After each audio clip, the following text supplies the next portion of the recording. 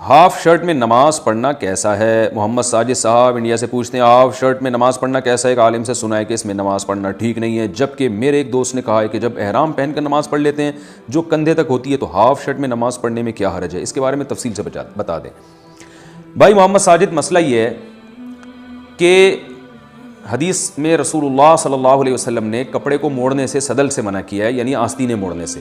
تو اگر کسی کا کرتے کی آستینیں یہاں تک ہیں تو اس کو موڑ کے کونیوں کے اوپر تک لے آنا، اس طرح کر کے نماز پڑھنا مکروہ تحریمی ہے۔ اور اس کی وجہ یہ ہے کہ کپڑے کی جو اصل ہیئت تھی، جو ڈیزائن تھا، وہ آپ نے بگاڑ دیا نماز میں۔ یہی وجہ ہے کہ اس طرح کا کپڑا پہن کے آپ عام محفل میں نہیں جا سکتے۔ اب آپ نے کرتا پہنا ہوا ہے، پوری آستینیں یہاں تک چڑھائی ہوئی ہیں، آپ کسی محفل میں جاؤ گے، لوگ بولیں گے بھائی خیریت کیا ہو گیا، آج کسی لڑکے آ رہے ہو؟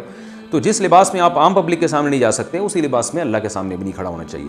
لیکن اگر آستینیں پہلے سے ہی آدھی ہیں، ہاف سلیوز ہیں یا سلیو لیس ہے، کوئی پہلے سے ہی ہے، تو اس میں نماز پڑھنا جائز ہے، کیونکہ مرد کا جو سطر ہے وہ ناف سے لے کے گھٹنوں تک ہے، اس کے علاوہ باقی باڈی کو ڈھانپنا ضروری نہیں ہے۔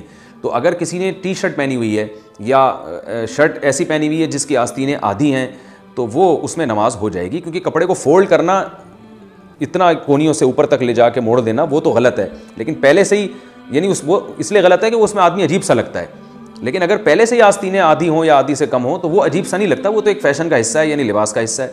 کچھ مرد فل سلیوز پہنتے ہیں، کچھ ہاف سلیوز پہنتے ہیں، لیکن لڑکیوں کے لیے بہرحال یہ حرام ہے، ناجائز ہے۔ مردوں کی بات کر رہا ہوں میں، تو ان کی نماز ہو جائے گی مردوں کی۔